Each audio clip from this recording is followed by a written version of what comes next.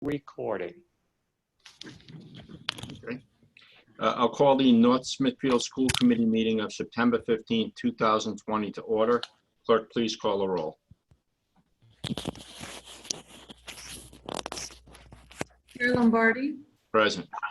Mrs. Charest, Here. Mr. Connell, Here. Mrs. Johannes. Here, sorry. Mr. Jones, Here. Mrs. Mayo, Here. Mrs. Vada. Can't hear you, Peg. Here. Okay. Thank you. Let's move on to the Pledge of Allegiance.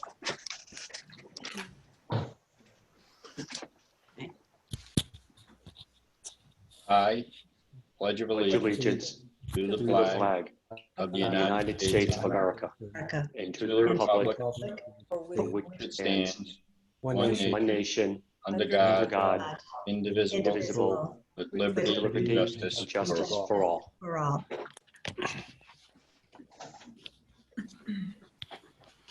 Let's move on to the public comments or community comments. Does anybody from the public wish to make any statements or say anything?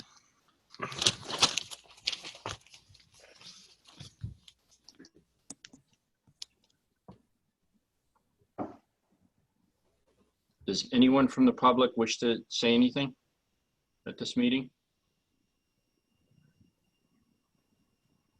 Hearing none, we'll move on to the consent agenda.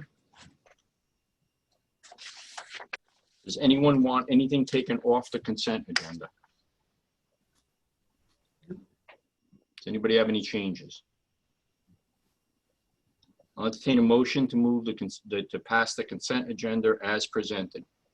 Moved. Second. Motion's been made and seconded. All in favor? Aye. Aye. All opposed? The ayes have it. Superintendent, moving right into your report. Well, since I've been doing these extended reports all summer, I think maybe you'd want to hear from other people. So it's I've asked the principals and some of the department heads to be here, and they can give you their own impressions of how they went. So why don't we start out? Jen, would you mind? Hi. So today went great, and I apologize. I froze right before I came on. So I think overall today was. You muted yourself. Can you hear me again? Yeah, I'm a little tired. So we've had a fantastic couple of days. Yesterday we had our drive-by Chromebook pickup. We had approximately, I would say, about 550 families come by and get their Chromebooks for their students between kindergarten and grade 4 throughout an entire day. So that was really successful. This morning, we had a very successful new drop-off procedure. Our little kindergartners started school and everybody got home safely. We had a lot of happy parents today. And so I think all told, we had a very successful start of the school day. We did run into a little bit of a hiccup yesterday with a lot of parents changing their mind from going full in distance learning to in-person learning.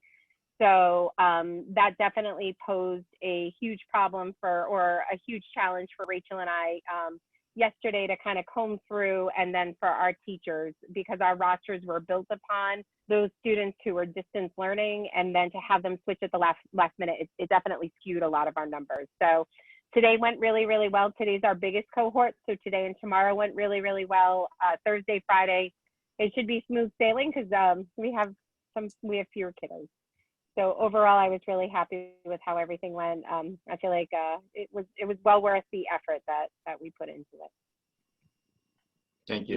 You should take a look at the district Facebook page. I was one of the things I truly enjoy is going over to NSES on the first day of school and get a picture of the little cuties as they come off the bus. Mm-hmm. And so I was able to share some of the photos with the rest of the community. And let me tell you, they were amazing. They were so serious And, and honestly, and even all through all the buildings, the students took wearing the mask seriously. And it was just a really nice environment all around. Everybody was looking after each other and doing what they needed to. So, Yeah, I think one of the best parts is we have like a new drop-off procedure where the kiddos just get out of the car. Parents aren't walking them up anymore. And I would say probably about 85% of the kids forgot to say goodbye to mom and dad. I think they were ready to move on and get to school, because I would often have to be like, bye, mom and dad, we love you. And they were forgetting it. So I think they were very happy to be back. So laser focus. laser focus. They knew where they had to go and what they had to do. Thank you. If anybody has any questions as we go through for these principles, John, if you would like to. Sure. Can you hear me? I'm kind of talking through my car speaker, and I don't know if it's coming through correctly. We good? Yep, you're fine. Yes. Perfect. We had a very successful open. I think one of the things I want to shout out to is the technology department.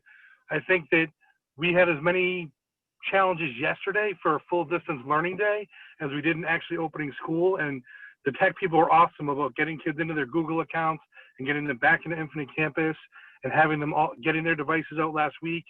Teachers were awesome. They had pickup for all the full distance learning kids.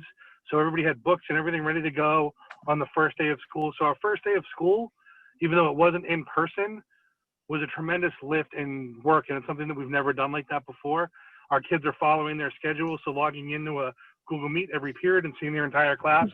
I can't say enough about what the kids did in those meets, the teachers, the work that went out to it. Today, literally my left eye twitched all day long with nerves because this was such a new experience for me in my 20 some odd years of administration, having never dealt with anything like this before. And the kids were amazing. They were happy. They were respectful. They were super well behaved. The teachers were so excited to see them. They followed all the rules that we asked them to follow. Thank you, school committee, for the hybrid opening. I think having fewer bodies in the building made it so much easier to move around and do all of our stuff. From congestion in the cafeteria to congestion in the hallways when kids are moving to the PE classes. Having fewer bodies made safety so much easier to achieve. So everybody came, everybody went home. That was my goal for day one, was for everyone to arrive and everyone to leave. That happened. I think everyone got their kid back, or a kid back. It might not have been yours, but I'll take that. It was a really good opening day. I was very proud of, in a completely new world and a completely new experience with no real playbook to go by other than what we created ourselves. It was amazing. I was very proud of us today. And you guys should be proud of yourselves too. It was really good. And I have to say, it's one of the benefits of being stationed in the middle school, because I got to spend a lot of time in the middle school, especially with the life skill kids in the room next door to me. And I didn't roll around on any of their little carts this morning, but that will come up this week. And I forgot how much I missed that exercise period where we're pushing each other around the hallway on these little rolling platforms. But again, just exceptional students. And you could see Claire and I walked around and we went into some of the rooms and the kids were very quiet, very serious. They were 6 feet apart. So first day of school, there's the nerves and the jitters, and this is all a very different appearing situation for everybody. But as the day went on, you got to see everybody kind of loosen up and relax. And John had mentioned the cafeteria, which is one of the concerns that I mentioned in the past about doing a full reopening. How do we get everybody in the cafeteria? But under the hybrid, everybody who needed to be in the cafeteria was in the cafeteria. They were spaced apart. It was calm. It was orderly. The kids were smiling and talking, but they had the distance between them, which is something we'll have to work out if we extend to a full reopening. Cafeterias are one of the areas that we're going to have to focus on in meal service. But again, just to reiterate what John said, it was just a marvelous experience. I don't know, again, whether it's just being so happy to have kids back or just, or the kids themselves and how they performed. And I would have to say it was both. It was just really a good environment. So thanks. Tim. It sounds like their openings went better than mine. It was, in a lot of it was my fault. I asked everybody to be very flexible these first couple of days as we try to figure things out. And one of the things that we always do is we meet the students by grade level in the auditorium, but normally we can combine grades. So we'll have 2 grades at a time in the auditorium. Because of the distancing situation, we did 1 grade at a time. And we have a new traffic pattern in the high school, so it's all one way, which created some confusion. And anyways, bottom line is I had allotted a certain amount of time for these meetings to take place, and we exceeded that amount of time by 2 periods. So we lost out on 2 periods today. I had to make an adjustment. I'll take the blame for it. I just didn't do it correctly. I should have allowed a little bit more time. But going back to the kids, they're good. They understand that being flexible. I asked them to be flexible. The one thing that I did realize is I have to have some sort of a hotline to the distance learning kids because for today, when things started to go over, I had distance learning students logging into their classrooms, but we weren't ready for them yet, right? So we developed a Google Classroom so I can talk directly to the distance learning kids during the day and send them messages of what's happening in the school should things happen. So that I learned that today. That was an adjustment that I had to make. In our cafeteria, we're doing a cafeteria a little bit differently because of the way things work out at the high school. We're actually assigning seats in the cafeteria. We expanded the lunches, so we have 4 lunches instead of 3. So it works out that we have about maybe 70 kids in a lunch period, which is very manageable. We can get 3 at a table and so forth. The reason that we're doing that is because they'll have their masks off while they're eating naturally. And CDC says that if you're there for more than 15, 20 minutes without a mask, that's considered an exposure. So we're keeping the clusters together so we know who's with who. So the teachers have been great. They've been very accommodating. Anything that I've asked them to do, all these new regulations and so forth, the kids are being great. I think it's just that the principal got to get his act together and be a little better in the way that he distributes things. But all in all, it went pretty well. We're going to make an adjustment. It's a different cohort coming in Thursday, so we're going to try something different. We have the slide deck. I think I'm going to ask the advisory teachers to just show the slide deck during advisory rather than have them all come down like we have in the past. It's just it's learning. I got to figure it out, and we will.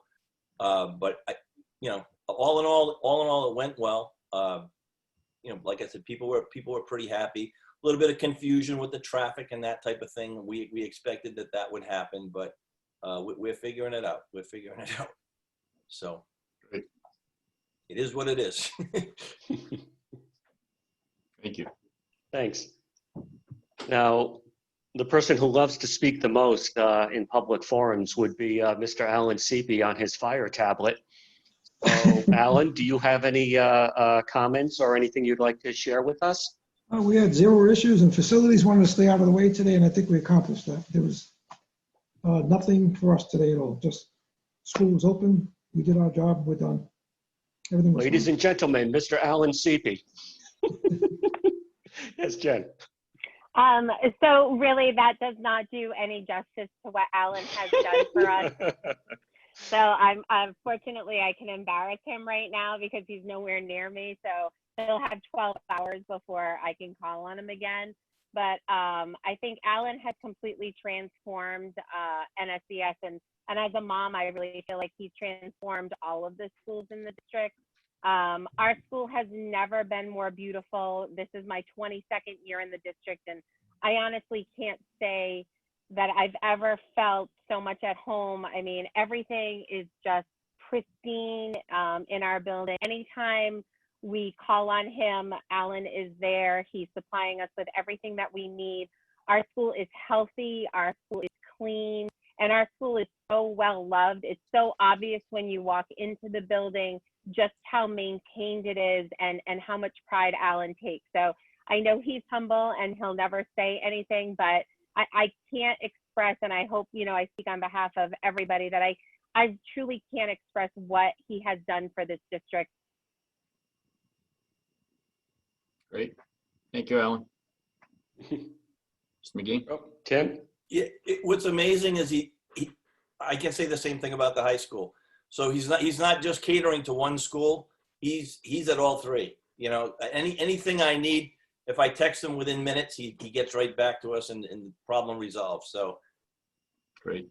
I just everything she said and 10 times more. And it's not just her school, it's my school as well. And I also want to reiterate that with the walkthrough that the Department of Health did for all the districts, as far as I'm aware, we're the only district that had a full pass.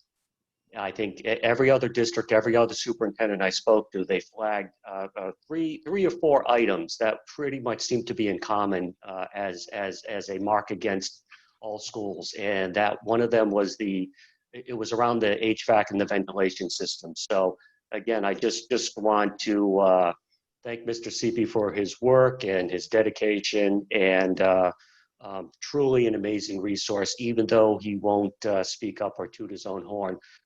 So I would like to say that, for the school committee members and town council and town administrator, if you're going to join us tomorrow on the walkthrough NSES, your main mission is to marvel at what's been done, and you praise Mr. Seepy to no end, so that he won't realize that he can retire at any time for real, and he can stay with us. And looks like Alan just cut off the lights, and I think he's gone. Oh, there he is.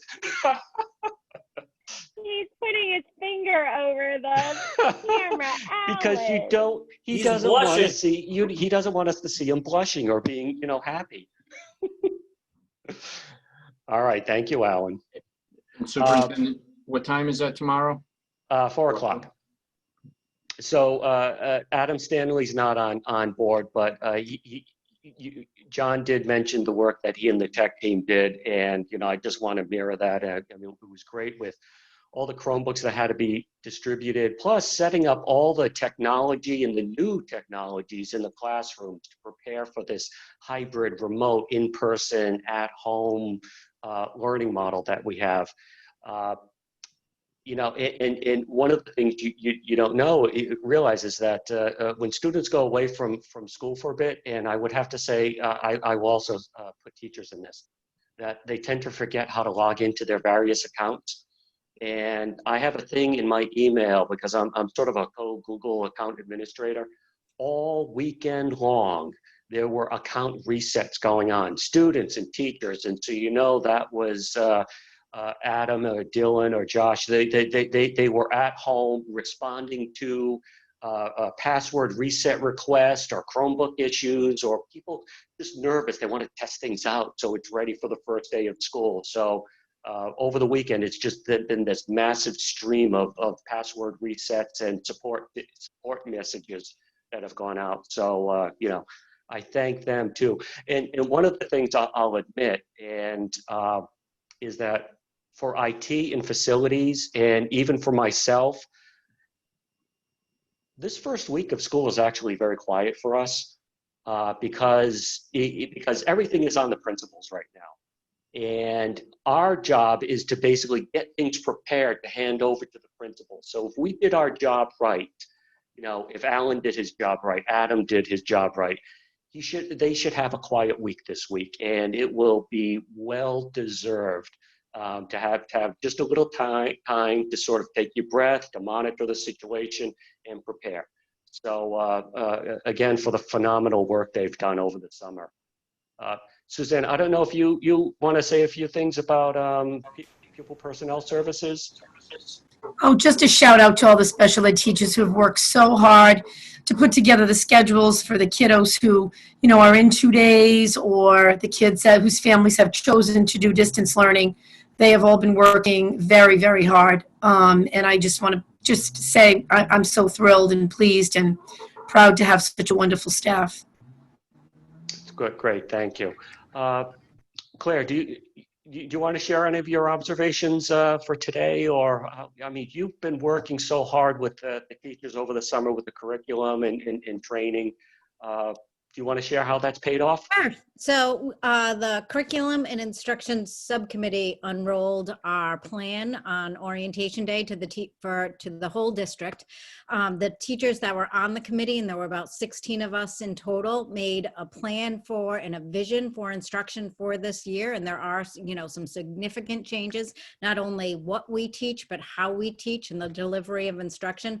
They did an amazing job, and the teachers took it and ran with it. And then, so once we rolled it out, the teachers worked in grade levels or teams or departments, and just began. And so it is different. What we're teaching and how we're teaching is different. We have to look at filling some gaps that maybe occurred because of COVID in distance learning in the spring. So we want to fill those gaps, and then we want to move forward and teach really rigorous standards, but we're focusing in on critical standards, and teachers were unbelievable.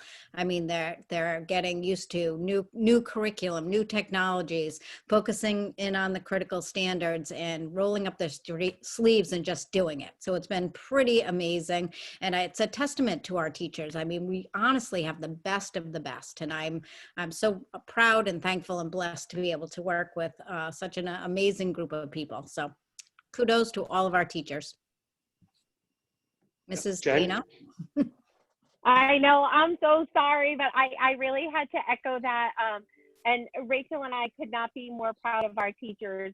We had first grade teachers, and especially for our younger ones, for them to make such the jump to technology is a struggle, because we don't firmly believe in having our kids in front of computers for so many hours per day.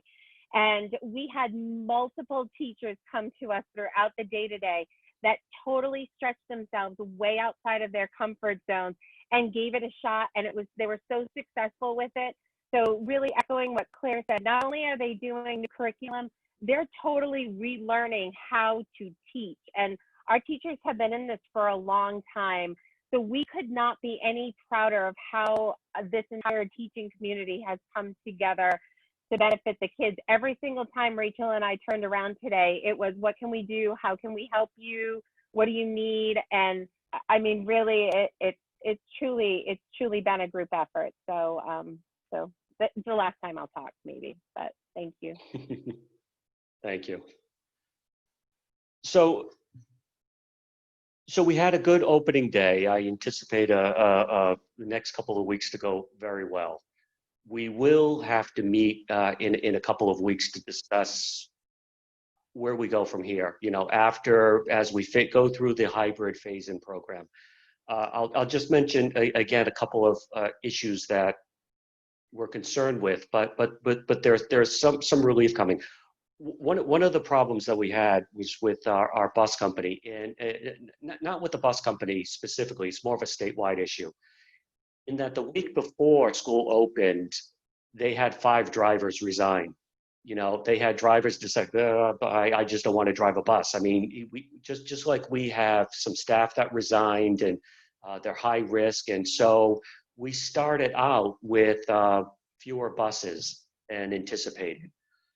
So the concern is that, we need to cap our students at 36 students on a bus. And when we factored out all of the reopenings and all that, we had figured on our full 13 buses.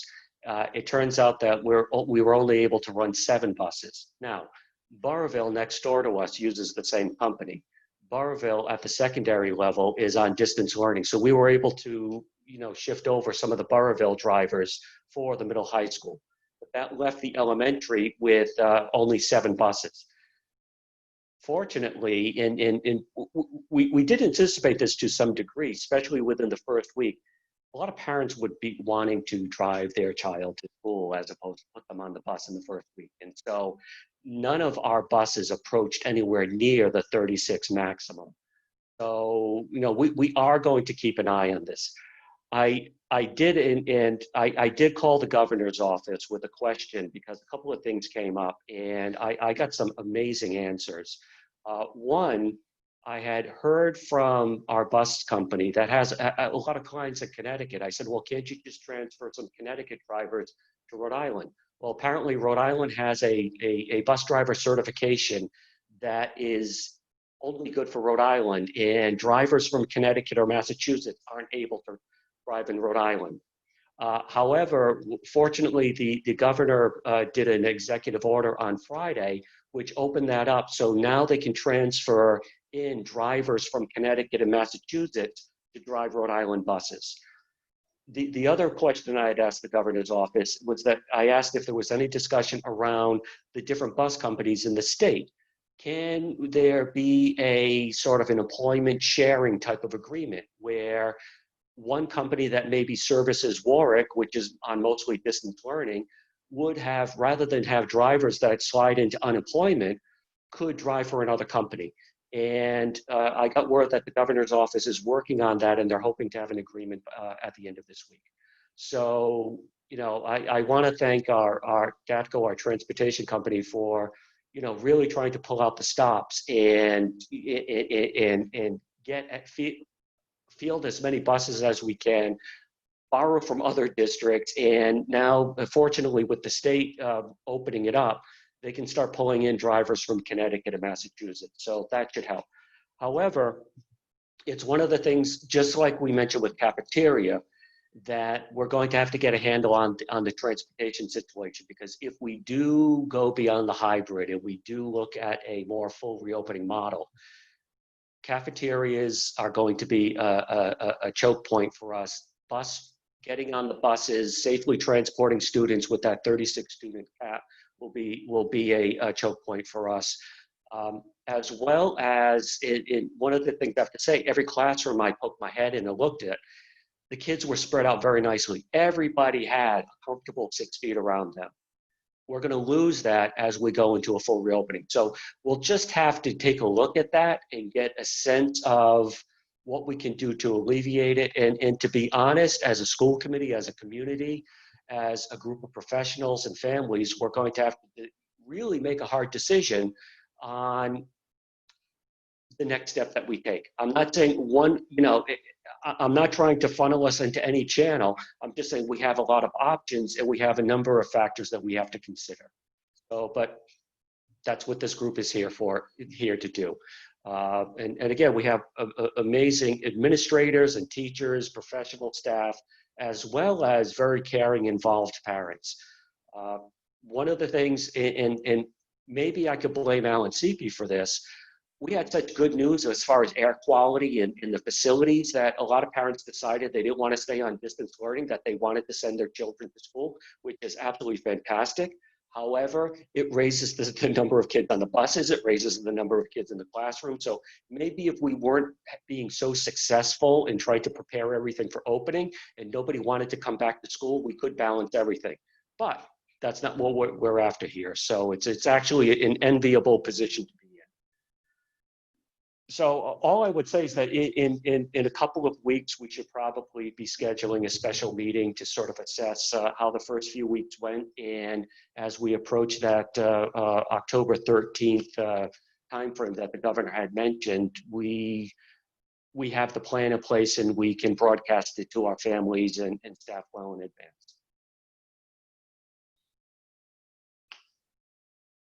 That's it. Great. Thank you, Superintendent. Does anybody have any questions? Good job, everyone. Thank you very much. Unbelievable. You know, I know I didn't get any complaints. I know that my kids were very happy and they were not beforehand. That's a good way of saying it. So thank you all. Anybody else? I will, however, say one thing that I wish that I'm going to take full blame for, that in hindsight, I wish I'd done differently. When I thought about dividing up the alphabet A through L, M through Z, I was just thinking, you know, standard splitting the alphabet in half, and it's inexcusable. I mean, I used to teach data analysis at Providence College. I didn't even look at the data, you know, and to realize that there are just way too many L's in this town. And, you know, again, Claire had mentioned this and I've repeated it. I blame all the French and Mr. Lombardi, you're the outlier there. And I can say I blame the French because those are my people, except my French are at the end of the alphabet. We're in the right place. We sit in the back of the room or on the right-hand side of the room.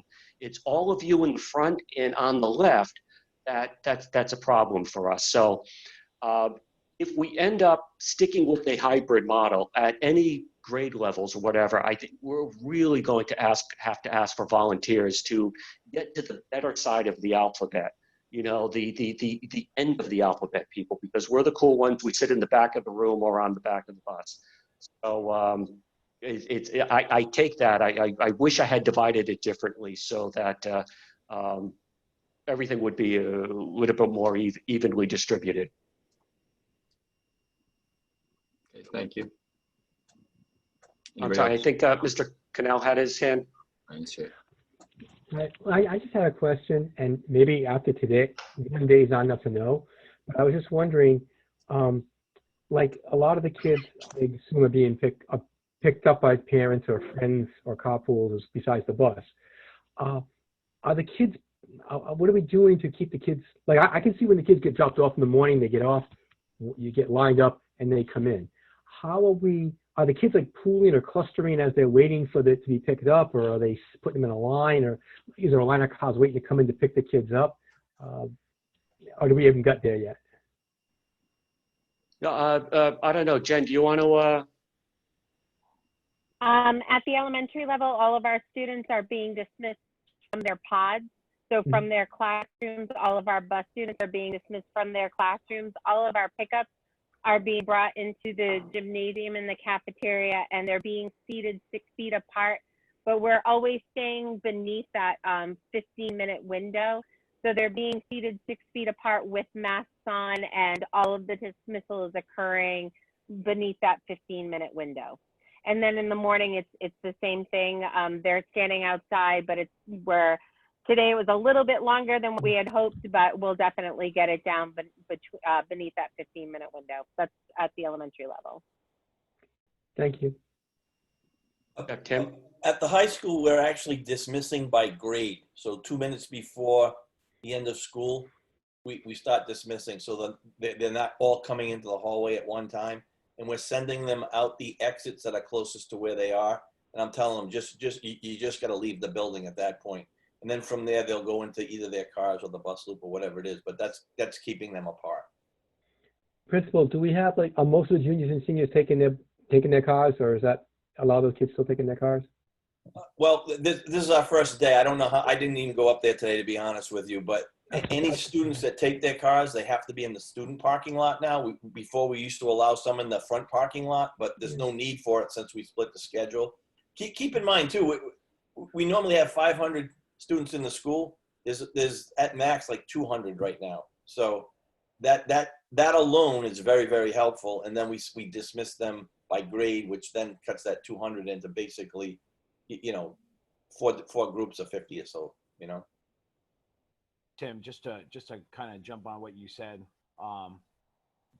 Mr. Connell, for the most part, a large majority of our students at the high school level either were dropped off by a parent or drove together with another student to the student parking lot.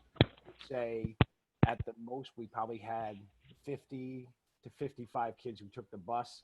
The other 150 to 155 kids we had come in either were dropped off by an adult in front of the school or came in through the student parking lot with another student who's a student that's coming at the present time. Thank you, Mr. Boss.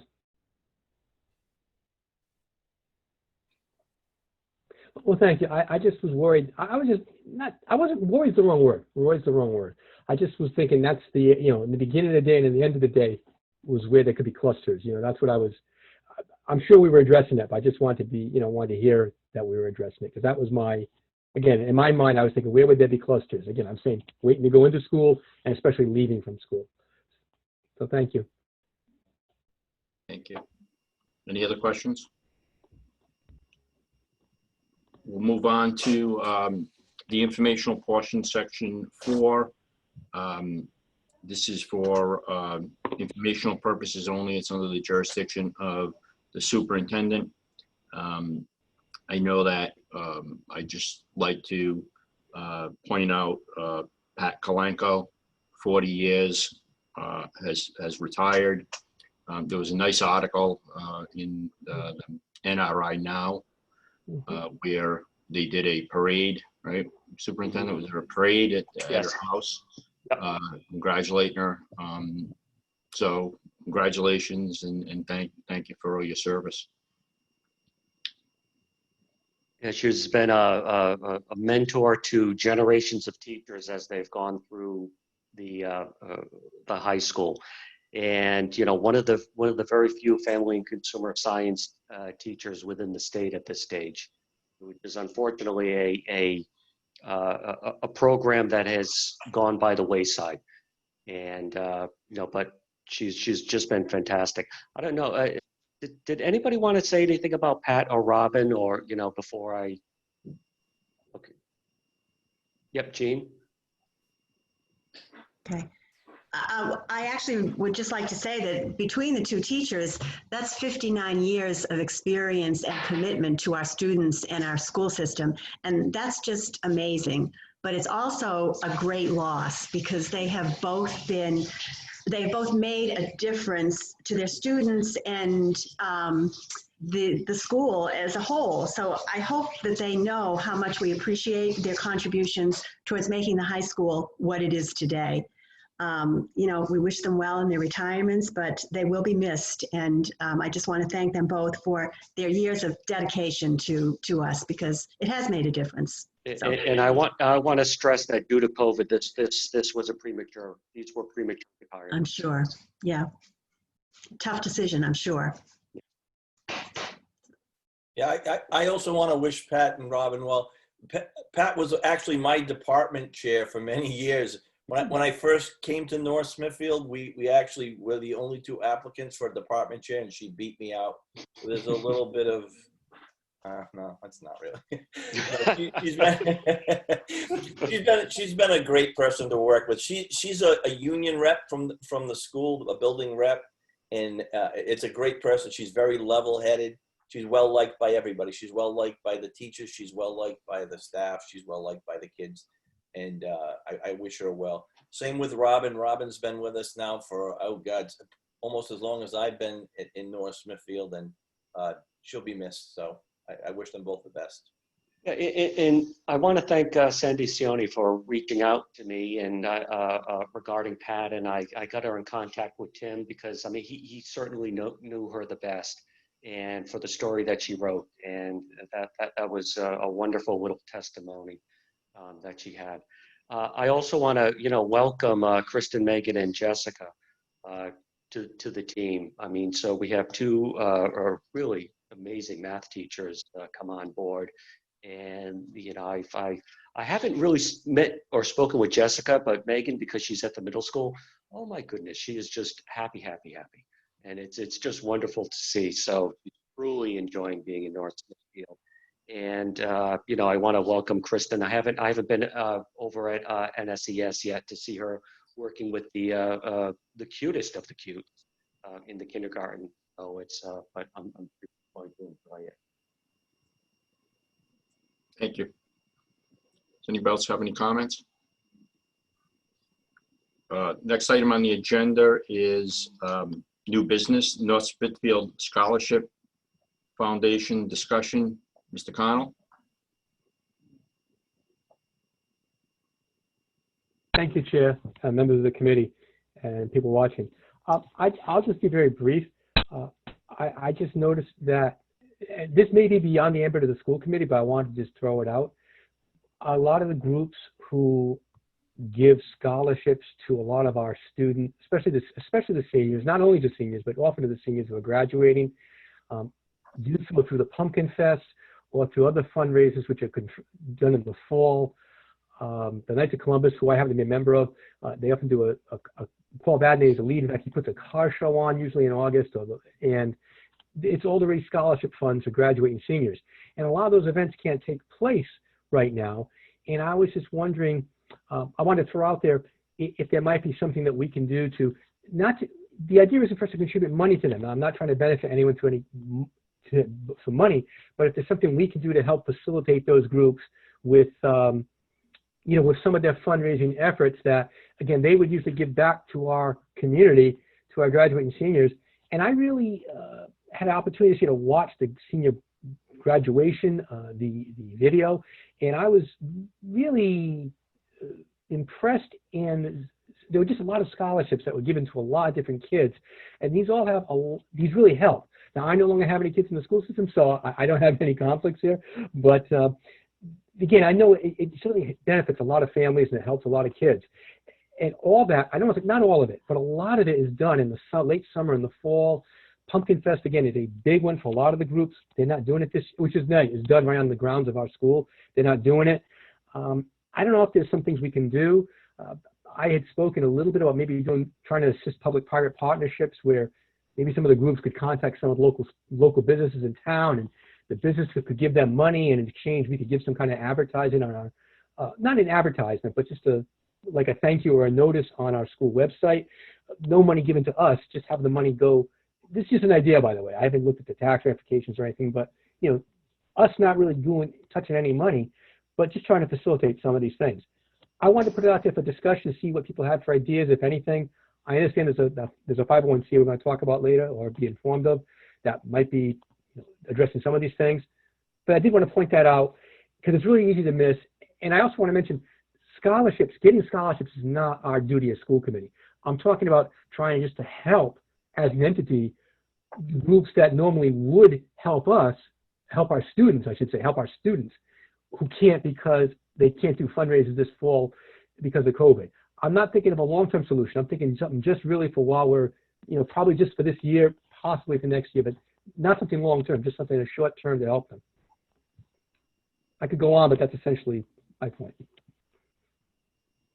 Does anybody have any ideas presently, or Mr. Connell, do you want us to think about it, keep it on the agenda, and maybe come back and have a discussion next month? Mr. McGee?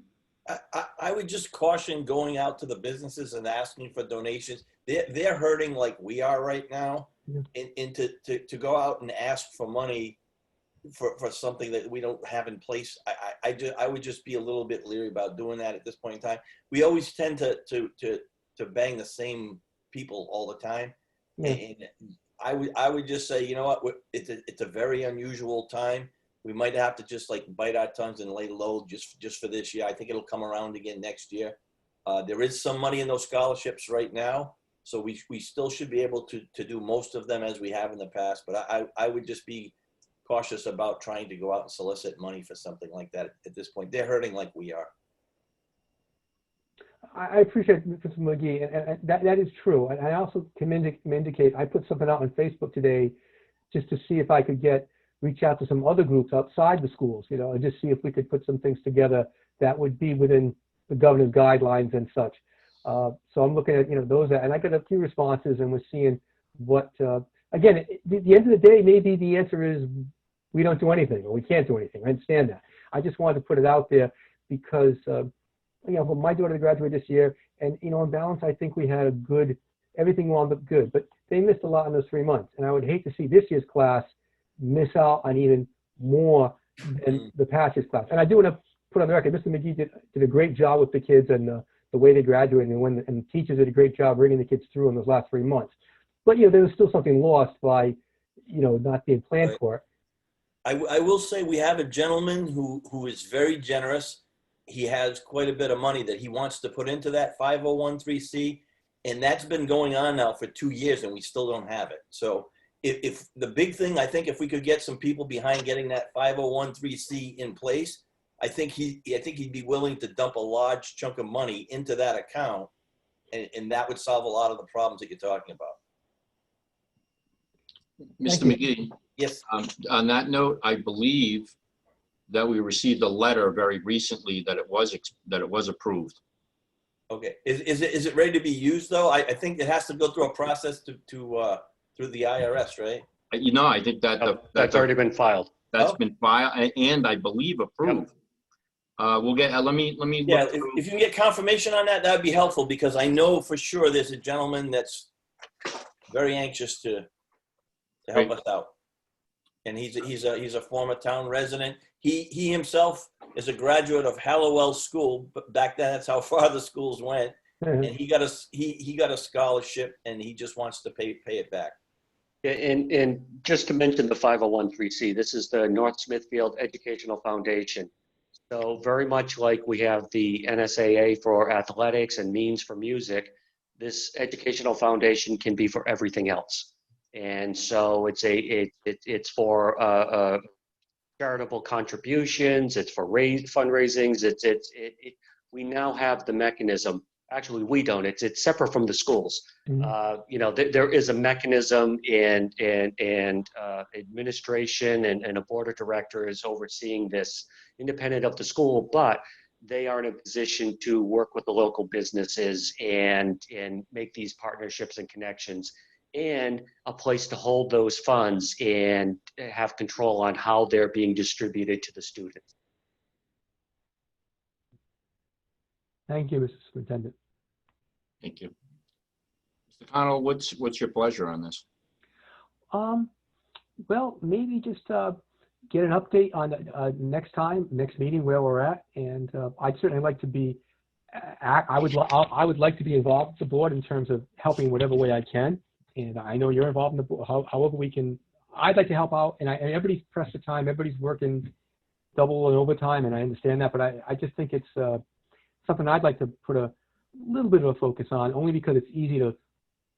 I'm very glad for what I just heard. I just know it's very easy into all this confusion to let it go, but I am thinking June will get here, and I just hope we have some things. I'm very happy to hear what Mr. McGee said about potential, and it sounds like with a little bit of work we can get a lot done. So I'll send it. So, Mr. Chair, to wrap it up, I'm sorry, to be concise, maybe just a quick update next time, and I'd like to be involved to the extent I can be. Thank you.